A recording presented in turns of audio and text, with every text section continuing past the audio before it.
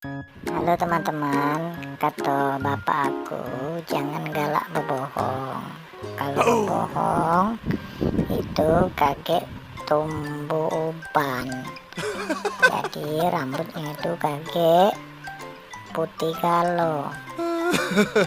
Nah itu dia, sekali berbohong sikot tumbuh, dua kali berbohong dua tumbuh.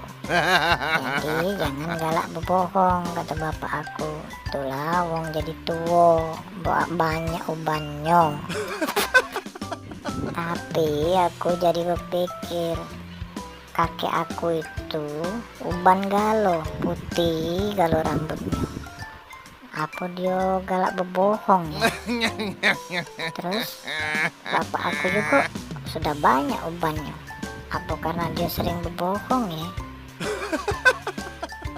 Mungkin kakek aku sering ngebohongi anaknya dewek, bapak aku.